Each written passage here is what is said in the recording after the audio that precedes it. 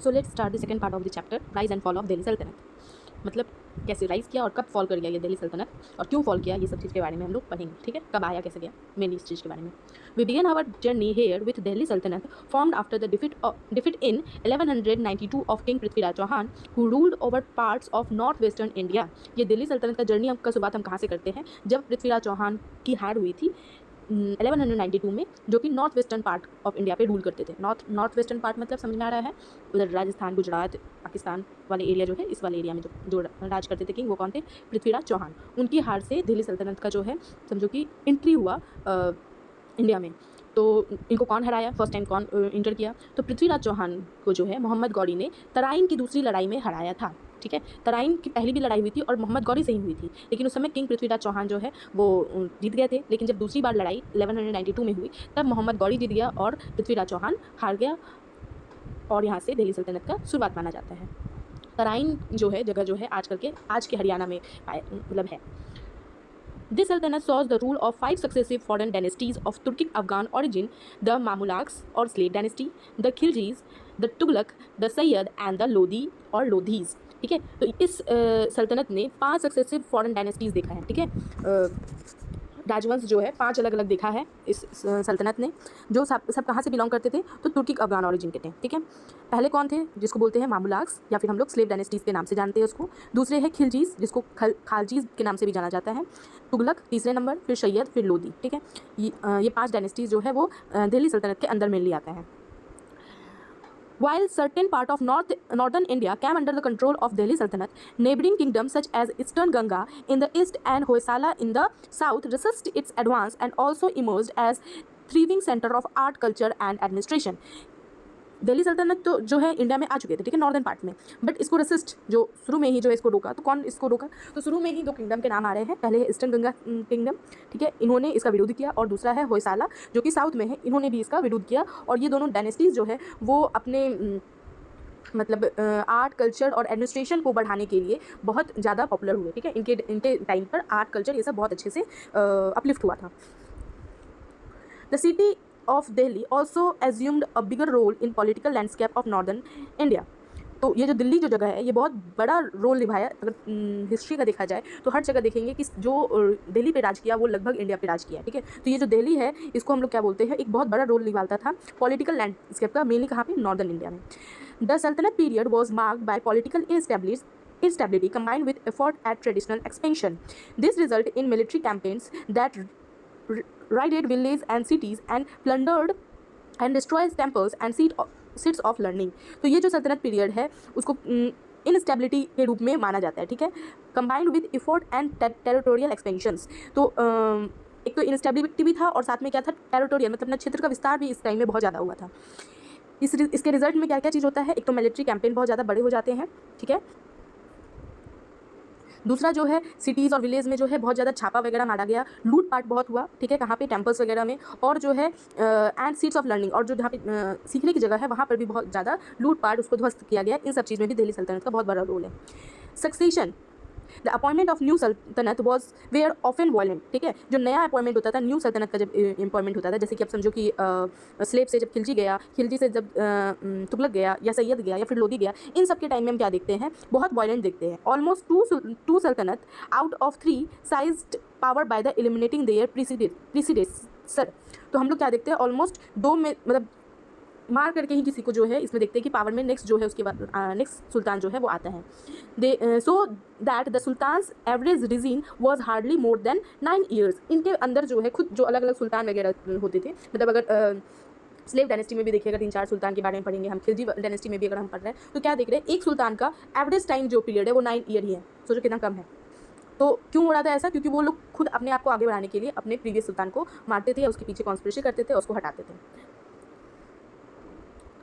अब एक यहाँ पे कॉइन दिख रहा है हमको, a coin minted by Alauddin Khilji which bears an inscription of Sikandar Sani और the second Alexander in Persian. इसमें पर्शिया में लिखा हुआ है, क्या लिखा हुआ है, सिकंदर सानी, जिसका मतलब होता है सेकंड अलेक्जेंडर। तो कौन अपने आप को सेकंड अलेक्जेंडर के रूप में देखता था, तो अलाउद्दीन खिलजी को क्या अपने आप को बोलता था, सिकंदर सानी, सेकंड अलेक्जेंडर। अब इसको पढ़ते, लेट एक्सप्लोर। इसमें हम लोग अलाउद्दीन खिलजी के बारे में थोड़ा और पढ़ेंगे। At the turn of 14th century के आसपास Alauddin Khilji constructed military campaign over large area of north and central India, sacking and plundering many cities at the same time. He also repelled several invasions of Mongol forces who were trying to add India to the vast Mongol empire. It covered most of Asia at the time. His slave, General Malik Kafur, expanded the Sultanate's reach southward, conquering several kingdoms on the way. Their plundered wealth helped finance the Sultanate's enormous military apparatus. He also attracted a number of Hindu centers such as Srirangam, Madurai, Chidambaram and possibly Rameshwaram. तो हम इस यहाँ से यहाँ तक क्या पढ़ते हैं, अलाउद्दीन खिलजी के बारे में पढ़ते हैं कि ये जो है ऑलमोस्ट कब का आए थे, 14th सेंचुरी के आसपास का बात है, जब अलाउद्दीन खिलजी जो है अपना जो है मिलिट्री कैंपेन जो है बहुत बड़ा बढ़ा चुके थे। Large over north and central area, north और सेंट्रल एरिया में इसका मिलिट्री कैंपेन बहुत बड़ा हो चुका था। वे क्या करते थे, बहुत सारी सिटीज़ वगैरह को क्या करते थे, वहाँ पे लूटपाट करते थे, ठीक है। और साथ साथ क्या किए उन्होंने, मंगोल फोर्सेस से भी जो है हमारी जो इंडियन की टेरिटरी है उसको बचाने की कोशिश की, मतलब अपने आप को रखने के लिए मंगोल फोर्सेस से उन्होंने लड़ाई की। मंगोल्स जो थे उस समय के बहुत बड़े एम्पायर थे, ठीक है, लगभग एशिया का बहुत सारा जो एरिया था वो मंगोल एम्पायर के अंदर था, ठीक है। His slave general Malik Kafur, जो उनके स्लेव थे, क्या नाम था उसका, मलिक कफूर, ये जो थे ये सुल्तान का जो रीच है, सल्तनत का जो रीच है उसको साउथवर्ड मतलब साउथ इंडिया के साउथ में फैलाने में हेल्प किए। कैसे हेल्प किए, तो बहुत सारे किंगडम को जो है उस पर विजय प्राप्त किए, conquering several kingdom and their plundered wealth have, और उनसे जो लूटपाट किए, उनसे क्या किए, उनका जो सल्तनत है मतलब दिल्ली सल्तनत है उसका जो बड़ा मिलिट्री है, उस मिलिट्री है उसको फाइनेंस करना ज़रूरी है, तो ये लूटपाट कर करके अपने मिलिट्री पे खर्च करते थे। और उन्होंने बहुत सारे हिंदू सेंटर्स को भी अटैक किया, वहाँ पर भी जो है बहुत सारी लूटपाट की, जैसे कि श्रीरंगम, मदुरई, चिदम्बरम एंड पॉसिबली रामेश्वरम, ये 4 जगह का नाम है। लगभग यहाँ पे माना जाता है कि मलिक कफूर ने आकर के या अलाउद्दीन खिलजी के टाइम पीरियड में यहाँ पर हिंदू सेंटर्स पे अटैक हुए थे। ओके, नेक्स्ट है फ्यू डिकेड्स लेटर मोहम्मद बिन तुगलक, ठीक है। अब ये अलाउद्दीन खिलजी का टाइम गया, अब तुगलक का टाइम आया, ठीक है। तुगलक के टाइम में क्या देखते हैं, तुगलक बहुत अच्छा एम्पायर था, लेकिन उन्होंने बहुत मेजरली 2 और 3 बहुत बड़ी गलती की, जिस कारण बड़ा क्षेत्र होने के बाद फिर वो धीरे धीरे डिक्रीज़ कर गए, ठीक है। पढ़ते हैं हम इनके बारे में। A few decades later, Muhammad bin Tughlaq ruled Delhi and expanded the Delhi Sultanat's territories further. कुछ समय बाद आफ्टर खिलजी मोहम्मद बिन तुगलक ने दिल्ली सल्तनत पे राज किया और दिल्ली सल्तनत के टेरिटरीज़ को आगे बढ़ाया। For the first time since the Mauryan empire के बाद ये पहली दफ़ा था most of the subcontinent was now under one ruler. तो मौर्यन एम्पायर में जैसे जो है मोस्ट कॉन्टिनेंट जो था वो क्या था, मौर्यन एम्पायर के अंदर था, वैसे ही बहुत सालों बाद मोहम्मद बिन तुगलक इस चीज़ में वो कामयाब हो पाए कि कॉन्टिनेंट का बहुत सारा हिस्सा जो है उनके अंदर आ गया, ठीक है, उनके अधीन हो गया। Although this dominance was significant, it proved to be short-lived. ये सोचो मौर्य एम्पायर का बात हो रहा है, उससे इसको कंपेयर किया जा रहा है, तो ये डोमिनेंस बहुत बड़ा था, ठीक है, लेकिन फिर भी क्या है, फिर भी ये बहुत ही शॉर्ट लिव था, बहुत कम टाइम के लिए हुआ। क्यों?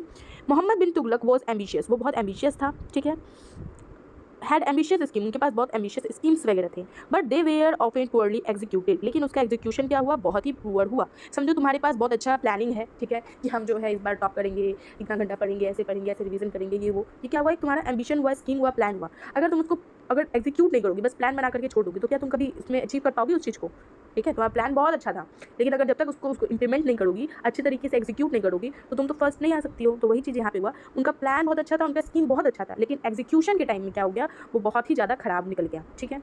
One such was moving his capital, एक जो उनका जो मतलब स्कीम था वो था कि अपने कैपिटल को क्या करना है, फ्रॉम दिल्ली टू इलाहाबाद जो है उसको मूव करना, ठीक, बहुत अच्छी बात है, क्योंकि वो साउथवर्ड शिफ्ट कर गए थे, तो दिल्ली हुआ पूरी नॉर्थ में, और साउथ में अगर किसी को करना है तो उस टाइम इतना कम्युनिकेशन था नहीं, तो दौलताबाद जो है वो शिफ्ट करना बहुत अच्छा चीज़ था, सेंटर में आकर के दोनों तरफ को करेंगे, लेकिन इसका एग्जीक्यूशन सही तरीके से नहीं हो पाया, जिस कारण ये जो है बैकफायर कर गया, ठीक है। दौलताबाद देन कॉल्ड देवगिरी, जिसको बाद में देवगिरी के नाम से जाना जाता है और आज के समय में संभाजी नगर के रूप में जाना जाता है। Perhaps he thought its more central location would offer better control of empire, वही चीज़ कि सेंट्रल लोकेशन रहेगा तो वो अच्छे से अपने राज्य को डील कर पाएंगे, संभाल पाएंगे, बट ऐसा हुआ नहीं, ठीक है। The people were force to travel over thousands kilometres for a few years, ठीक है, later and a few year later as his plan misfired he shifted the capital back to Delhi. मतलब एक बार तो इन्होंने दिल्ली से दौलताबाद सब पीपल को लेकर आया, थाउजेंड्स ऑफ किलोमीटर चलाया, उस समय तो ऐसा नहीं था कि ट्रेन था, प्लेन था कि आदमी आराम से चलो शिफ्ट कर गया। और एक कैपिटल को शिफ्ट करना बहुत बड़ी बात होती है, ठीक है। तो थाउजेंड्स ऑफ पीपल को शिफ्ट करवाया यहाँ पे दौलताबाद, वहाँ पर प्रॉपर तरीके से शिफ्टिंग नहीं हो पाया, तो फिर उन्होंने क्या सोचा कि नहीं चलते वापस से दिल्ली ही, वहीं पे सब चीज़ था, प्रॉपर मैनेजमेंट वगैरह सब चीज़ वहाँ पे स्टैब्लिश था, वापस से वहीं चलते हैं। तो कुछ दिन के लिए दौलताबाद आया, फिर उस पूरे थाउजेंड्स ऑफ, वो भी सोचो अच्छे अच्छे आदमी होंगे, क्योंकि कैपिटल में कौन रहेगा, जो उनके इंपॉर्टेंट मिनिस्टर्स होंगे उसी को रखेंगे वो। तो उन मिनिस्टर्स को थाउजेंड्स ऑफ किलोमीटर एक तो वापस दौलताबाद लेकर के आए, फिर वापस से उनको क्या करे, दिल्ली लेकर गए। तो उस मिनिस्टर्स में कितनी खलबली मची होगी कि अरे यार ये परेशान कर रहा है, कभी यहाँ ले जाता है कभी वहाँ ले जाता है, ये चीज़ करके। तो ये प्लान पहला तो उनका बहुत मिसफायर किया। Next, both transfer resulted in great loss of life according to some resources. तो ये जो 2 बार ट्रांसफर हुआ, इस कारण बहुत सारी लाइफ भी जो है उनका भी लॉस हुआ, क्योंकि बहुत नज़दीक तो नहीं है दिल्ली टू दौलताबाद, तो उस कारण बहुत सारी ज़िंदगी भी गई, बहुत सारे रिसोर्सेज भी बर्बाद हुए, पैसे भी बहुत ज़्यादा खर्च हुए। ये एक बहुत मेजर रीज़न था। Another instance was the introduction of token currency. और दूसरा सबसे बड़ा गलती क्या था, टोकन करेंसी इंट्रोड्यूस करना। टोकन करेंसी क्या है, जो आज के समय में हम लोग यूज़ करते हैं, पेपर नोट, उसका कोई वैल्यू है नहीं है, वो एज अ टोकन हम यूज़ करते हैं, गवर्नमेंट उस पर हमको लिख करके देती है कि ये इतना रुपये जो है 100 रुपीज़ है, तो मतलब इसका वैल्यू 100 रुपीज़ है, हम उसको मानते हैं।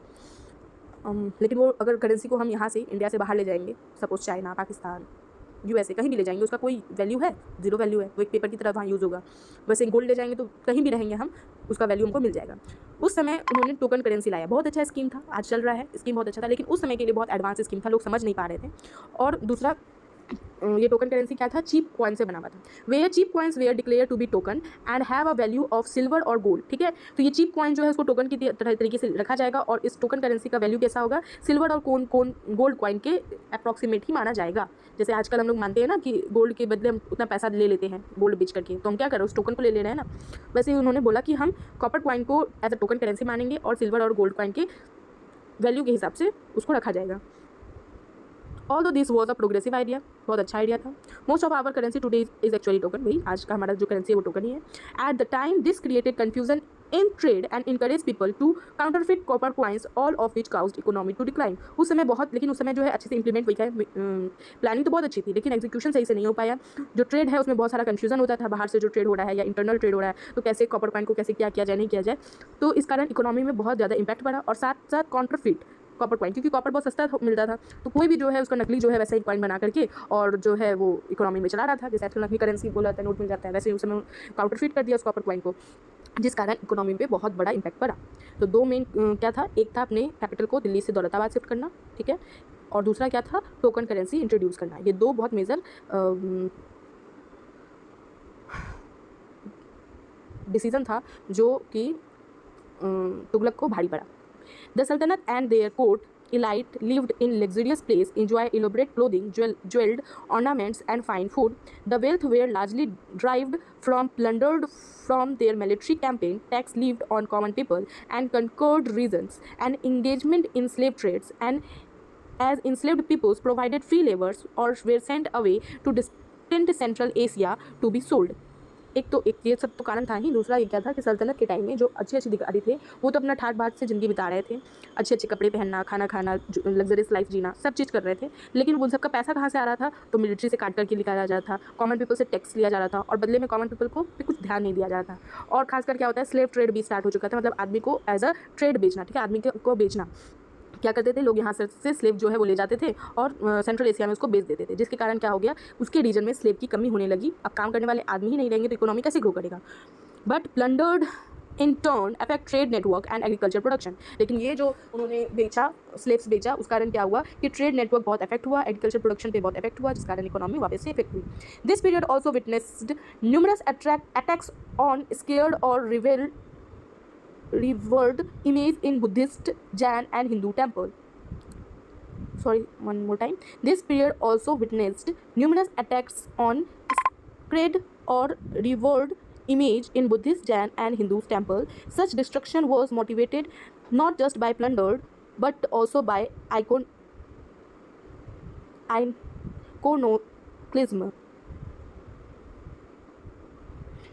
So उस समय जो है हम देखते हैं कि बुद्धिस्ट, जैन और हिंदू टेम्पल का भी जो है इमेज है उसको भी बहुत ज़्यादा अटैक किया गया, उनको बहुत ज़्यादा डिस्ट्रक्ट किया गया, तोड़ा गया। और ये जो डिस्ट्रक्शन था, ये जो आइकोनोलिज्म का डिस्ट्रक्शन था, आइडियल मूर्ति का डिस्ट्रक्शन था, वो हम सबसे ज़्यादा किसके टाइम में देखते हैं, तो तुगलक के टाइम में भी देखते हैं। आइकोनोलिज्म मतलब द रिजेक्शन और डिस्ट्रक्शन ऑफ आइकन्स और रिलीजियस इमेज कंसिडर्ड आइडोलटोरस। जिसको आइडियल के रूप में माना जाता है उसके आइकन्स को तोड़ना। ऐसा क्यों था, तो थिंक अबाउट इट में हम लोग पढ़ते हैं। Why do we use the term image, हम लोग इमेज वर्ड क्यों यूज़ करते हैं than the common term ideal और आइकन। मतलब अगर हम भगवान का अगर कुछ बात करेंगे तो हम देखना जनरली जो है आइकन और आइडियल की जगह हम लोग इमेज वर्ड यूज़ करते हैं। ऐसा क्यों था, तो ये इसी टाइम का देन है। The latter two term are considered pejorative in context of Judaism, Christianity and Islam, whose orthodox sects condemn idolatry or the worship of idol and icons। तो ये जो है आइडल और आइकन्स ये क्रिश्चियनिटी में, इस्लाम में, जुडिज्म में, ये सब में नहीं माना जाता है, ठीक है। वो उनके जो है विचार है उससे विपरीत है। Indian classical text used word like मूर्ति, विग्रह, प्रतिमा, रूपा etc. to designate images, often statue used for worship in temple or home। in English image is a neutral term। हमारे यहाँ इंडियन कॉन्टेक्स्ट में मेनली देखोगे कि मूर्ति, विग्रह, प्रतिमा, रूपा ये सब चीज़ को का मतलब भगवान को इंडिकेट करने के लिए ये सब वर्ड यूज़ किया जाता है। और हम लोग जो है आइडियली जो है वो स्टैचू की पूजा करते हैं, बट चूँकि ये इस्लाम, क्रिश्चियनिटी और जुडिज्म में ऐसा चीज़ नहीं होता है, ये उनके आइडियल के हिसाब से नहीं है, तो अब कॉमन लाने के लिए क्या किया गया, इमेज का वर्ड यूज़ किया गया, क्योंकि ये क्या है, न्यूट्रल टर्म है, ठीक। Some of the Sultanate also imposed the jizya, a tax on non-Muslim subject to grant them protection and exemptions from military services। तो कुछ जो सुल्तान थे उन्होंने एक जिजिया टैक्स नाम का चीज़ लाया था। अब ये जिजिया टैक्स है क्या, तो ये टैक्स जो है जो नॉन मुस्लिम रिलीजन से बिलोंग करते थे उनको दिया जाता था। किसका मतलब इम्पोज किया जाता था, क्यों, क्योंकि मुस्लिम्स को क्या था कि आप जो है अगर आपको मिलिट्री सर्विस में नहीं जाना है, आपको प्रोटेक्शन चाहिए, तो उनको फ्री ऑफ कॉस्ट मिल जाता था। बट अगर नॉन मुस्लिम कोई आदमी है और उसको ये सब चाहिए कि उनको प्रोटेक्शन मिले सुल्तान की तरफ से, उनको मिलिट्री सर्विस में नहीं जाना है, तो उनको क्या देना पड़ता था, जिजिया टैक्स देना पड़ता था। In practice, depending on the ruler, this discriminatory tax would be a source of economic burden and public humiliations, and formed a financial and social incentives for subject to convert to Islam। ये जो practice किया जाता था rulers पे इसलिए किया जाता था ताकि एक तो इकोनॉमिक से पैसा जो है मतलब पैसा इकट्ठा किया जैसे ज़्यादा टैक्स दे करके, और पब्लिक ह्यूमिलेशन भी उसको फील हो। अब 20 आदमी हैं उस जगह पे जिसमें 4 आदमी को जो है जिजिया टैक्स देना पड़ रहा है, तो उसको थोड़ा खराब लगेगा ना पब्लिकली कि हमको टैक्स देना पड़ रहा है, बाद बाकी को नहीं देना पड़ रहा है। तो उस पर क्या पड़ेगा, थोड़ा साइकोलॉजिकल उस पर पड़ेगा कि हम क्यों ना इस्लाम को ही कबूल कर लेते हैं ताकि ये टैक्स से हमको जो है राहत मिल सके, ठीक है। तो वो फोर्सली नहीं करवा रहे हैं, वो इनडायरेक्ट वे में आपको मेंटली टॉर्चर कर रहे हैं ताकि आप जो है इस्लाम में कन्वर्ट हो जाओ। At the end of 14th century, Timur, a brutal Turkic Mongol concurrent from Central Asia, invaded northwest India and launched a devastating attack on Delhi, then a thriving city। As he wrote in his memories, his twofold object was to wage war with the infidels and to gain something by plundering the wealth of the infidels।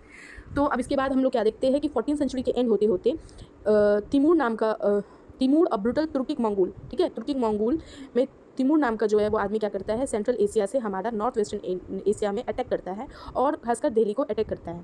और उनका जो है 2 मकसद था, एक तो infidels को जो है उससे लड़ाई करना और जो इनफिडल्स है उनकी जो संपत्ति है उसको छीनना, ठीक है। लार्ज नंबर वेयर किल्ड और enslaved and the city were was left in ruins. और ये जो अटैक हुआ था उस कारण बहुत सारे लोग मारे गए या बहुत सारे लोग स्लेव बना दिए गए और पूरा सिटी को तहस नहस करके चला गया था ये Timur. Timur soon withdraw from India with huge plunder leaving choice behind. Timur जैसे जल्दी जल्दी आया और पूरे दिल्ली सल्तनत को लूट पाट करके और तुरंत निकल भी गया यहाँ से, मतलब यहाँ ज़्यादा दिन वो राजपाट नहीं किया। उसका मेन मकसद यही था कि जो इनफिडल्स है, मतलब जो उनके हिसाब से बिलोंग नहीं करते हैं, उनकी सोच से बिलोंग नहीं करते हैं, उनको तबाह करना, ठीक है। By then, okay, India, ठीक है। In the aftermath, the Lodhis emerged and established the last dynasty of Delhi Sultanate, ठीक है। और अब लास्ट में हम क्या देखते हैं कि लोधीज आते हैं और यही जो है वो अंतिम डायनेस्टी होता है दिल्ली सल्तनत का। अब हम पहले इनफेडल्स के बारे में देख लेते हैं क्या है। इनफेडल्स मतलब होता है literally someone who does not share the faith और a given religion. For medieval Christianity infidels were Muslim. Christianity के लिए इनफेडल्स कौन थे, मुस्लिम्स थे और पागन्स, ठीक है। फॉर मिडाइवल के टाइम पे ही इस्लाम इनफेडल्स वेयर क्रिश्चियन। इस्लाम के लिए इनफेडल्स कौन थे, क्रिश्चियन। और in the context of India, अगर इंडिया के कॉन्टेक्स्ट में देखा जाए तो हिंदू, बुद्धिस्ट और जैनिज्म। इनफेडल्स मतलब ये नहीं कि मतलब एक हिंदू का मुस्लिम से या मुस्लिम का हिंदू से, ये किसी का किसी से भी हो सकता है, ठीक है। एक कम्युनिटी जो है वो दूसरे कम्युनिटी को नहीं देखना चाह रहा है, सिंपल ये अब विरोध मानते हैं अपने आप को। ये मिडिल के टाइम में है कि क्रिश्चियन लोग जो है वो मुस्लिम्स को नहीं देखना चाहते थे, विपरीत मुस्लिम जो है क्रिश्चियन को नहीं देखना चाहते थे, और खासकर इंडिया के कॉन्टेक्स्ट में देखा जाए तो हिंदुइस्ट और जैनिस्ट को नहीं देखना चाहते थे, वो उनके लिए वो लोग इन्फिडर्स थे। और ये तिमूर कौन था? तो तिमूर जो है वो तुर्को मंगोल था, ठीक है, जो मंगोल के बारे में बता रहे थे ना, जो खिलजी जो है रोका था, उसी का बाद में आकर के इन्होंने तहस-नहस आके कर ही दिया, ठीक है। कब किया था? लेकिन तुगलक के टाइम में आकर के। अब आगे पढ़ते हैं। By then however its territory were sunken, अच्छा लोदीज़ के बारे में पढ़ रहे थे। In the aftermath, the Lodhis emerged and established the last dynasty of Delhi Sultanate. By then, however, its territory had sunken considerably in the face of increasing resistance from the other states and kingdom from within India. ठीक है, तो last हम लोग देखते हैं किसके बारे में कि लोधीज़ के बारे में, लेकिन धीरे धीरे क्या था, उसका भी टेरिटरीज खत्म हो रहा था और धीरे धीरे इंक्रीज़ होते गया, और हम लोग क्या देखते हैं कि अदर स्टेट्स जो है उस पर ज़्यादा हावी हो गए। और फिर आगे हम लोग देखेंगे कि कैसे फिर मुगल आए और मुगल फिर यहाँ पे राज किए। अब रेसिस्टेंस ऑफ दिल्ली सल्तनत किसने रोका था, रेसिस्ट किसने किया था दिल्ली सल्तनत को, इस चीज़ के बारे में हम लोग नेक्स्ट वीडियो में पढ़ेंगे।